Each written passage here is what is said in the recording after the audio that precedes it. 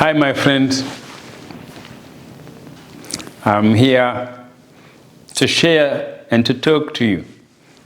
Today, my friend Rwandese Africans, I'm going to tell you, always I thought I was a Christian. No, as Africans or Rwandan, you are not Christian. If you're African, you are Muslim. No, we are not Muslim. This is not who we are. This is the culture we were imposed from other communities. Christianity came from Europe, and Islam came from Arab. And they came and we accepted like ours. But in reality, it's not ours. We took their names, but in reality, it's not our names. Because everybody has their own names. Everybody has their different culture. Everybody have a different belief, the way we believe, and the way our ancestors live, the way our ancestors we found how they are naming their children, how they are worshiping their God. It was there before this other community came in. And because it came in, it became more powerful than us. It became more, and special through their mind, and they managed to interfere into our African culture. And they've been there. And because our weakness, maybe, our weakness in mind, our weakness of our ancestors, we accepted and we took it. Like my history in Rwanda. Always in Rwanda, before religious comes, Rwanda, we were God. We know Rwandese, we live in peace, we live in one. We know our mind, it was God, because always we live with God. In Rwanda, there is a saying, they used to say, Imana yirirwa handi igataha Rwanda. So what mean? The God goes everywhere, but later it comes back home. But home is where? For God. Home is in the mind. God live in our mind, is our God, is where we God every time, everywhere we are. Rwandese, you are not Muslim, you are not Christian. Rwandese, you are Imfura. Imfura represent the God, represent who we are, represent our culture. Every Rwandan is Imfura. And as I say, as God, always we came to experience good and evil. That is how this world is. It's the same. You will be Imfura good, it could be Imfura bad, but all we are one. Because the God which is heal and the God which is wound. The God which is save is the God also who can kill. So my history now in Rwanda. Before the colonial came, we had one religious which was also brought with somebody called Lyangombe Lyababinga. He came in Rwanda around 1543 and he established his religious called Imandwa. Imandwa, he was powerful in that times because he was new. Rwandan, they never had religious, but he came, he created his religious, the first one. But to be part of that religious was very, very hard practice to be a member. So for Rwandan, it was something new. Some, they become part of it. Other, they didn't become part of it because they were not used to that kind of life. But the majority, because maybe also the power in that times, he was supported him, and he became popular, and he became a symbol of Rwanda in religion before the colonial came. So when now the missionary came in 1900, they came, they found that establishment for other religions which had harsh practice to be a member, and now they get advantage now to promote their religious, and they come to promote how it was easy and they manipulate. And also the other ones who were not happy with what the Angombe was doing, they were really support to become Christian because it was much easier. So that's how Rwandan became majority Catholic, because the Catholic came before, I think it was 1907. And then later, 1912, the Muslim came again. Also, they take the one who didn't like to be Christians, they take them and become Muslim. So you see, that's how Africa was divided. Who divided us? Can we blame them, or we can blame ourselves? Always that's how we learn. I learn there's nothing happen without you allowing with your mind. Things happen to Africans, good or evil, we have to take responsibility. It was our weak of power of mind. And that is how we suffered. That's how we are suffering, because we agree to follow other people religious. We agree to take their name. If somebody wants to destroy a community or a country or a family, he starts with identity. My friends, everyone in the world, as Africans, we lose our identity when we take other people's names. It's powerful. When I bring this issue, everybody say, oh, all mean names, names. No. Name is so powerful. That is why our ancestors had a cultural practice to name their names. Each name has meaning. Each name represents family. And other name represents tribe. That we found some tribe, they have their own particular names. If you go there, you can't find with another tribe. But Africa, we have been distracted of that. We have been distracted with that. Somebody came, give us their name. My name was Alois. Alois, which means is a Christian name. And then African names in Rwanda, that is non-Christian name. That is how they call. So their names they brought is a Christian's name. See, it's not our name, but they call our African names not Christian. That is true, because we are not. That is why I changed. I took my name, Rwanda's name. That is where I'm going to bring the story.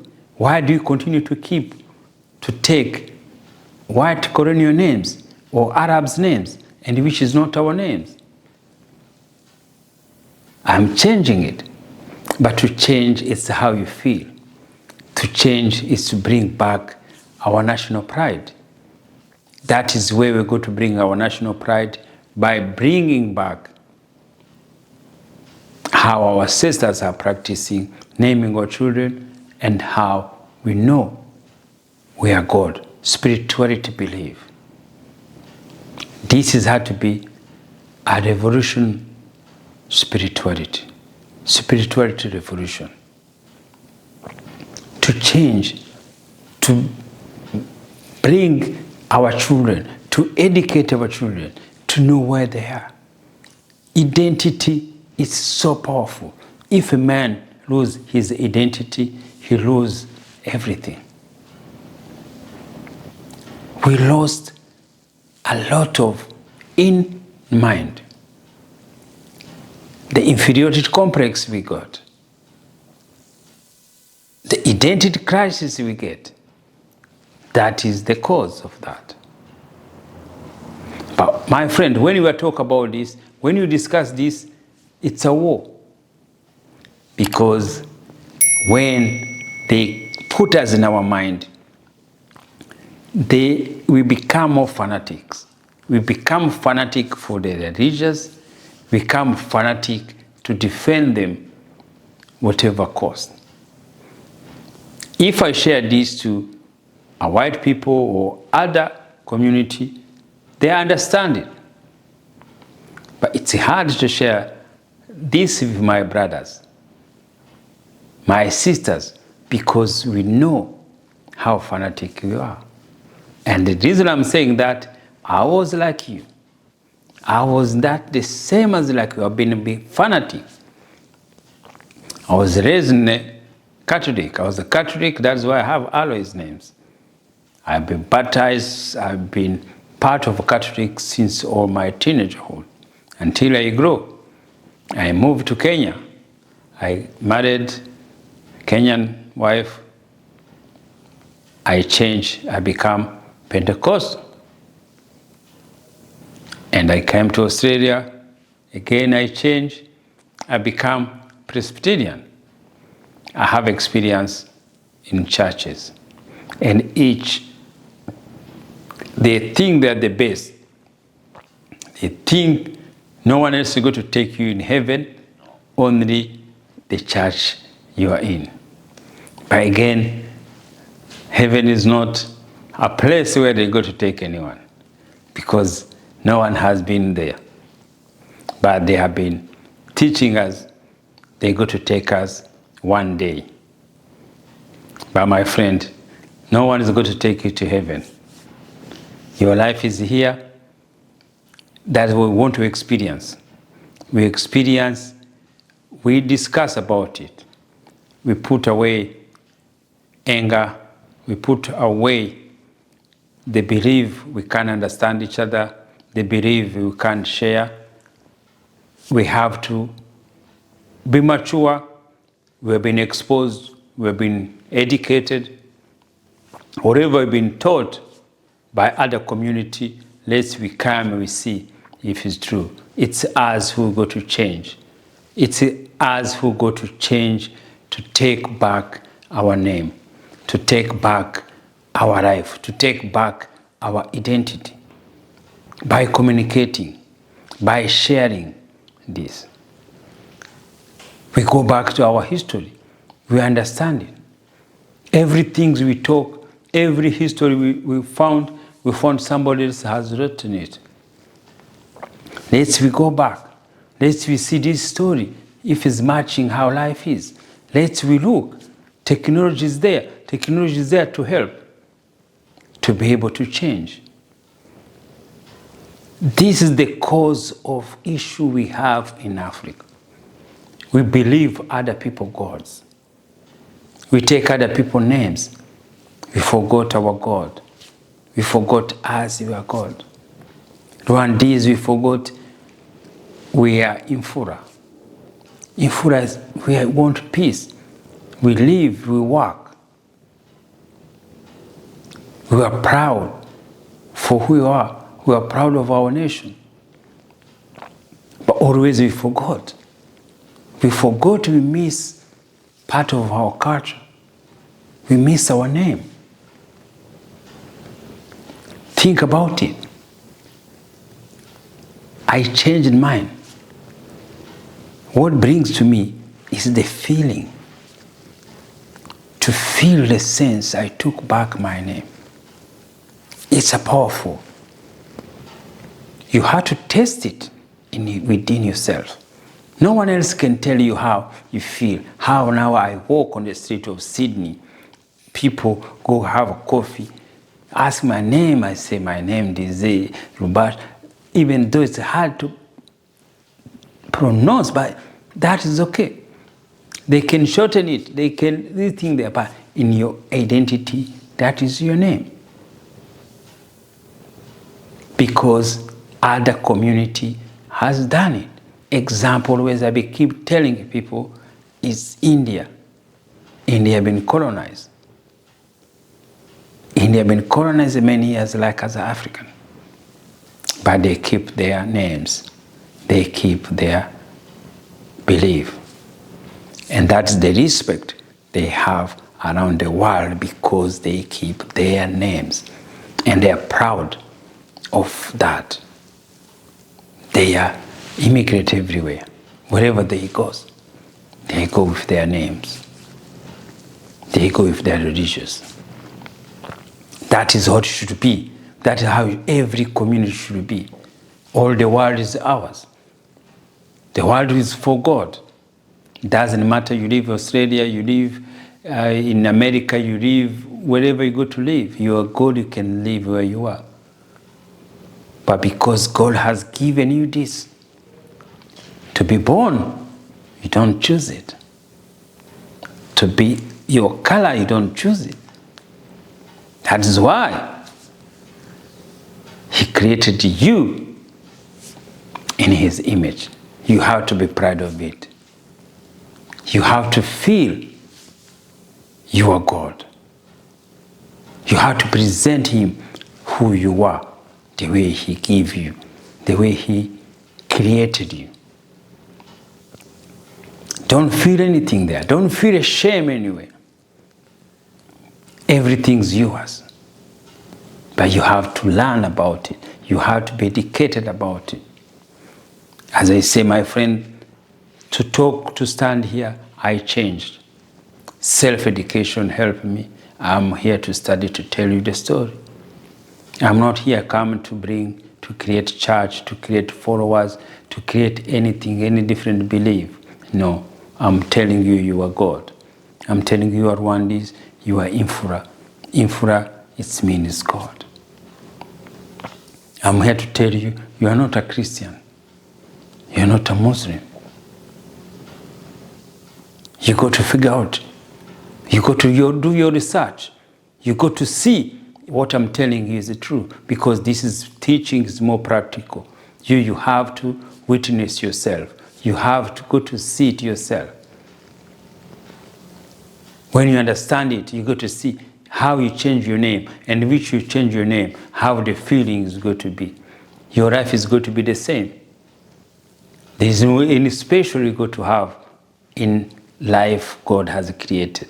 Anything's going to be normal. But the mind, the feeling is going to be a good thinking there. A good thing to share. That is how we need to be educated.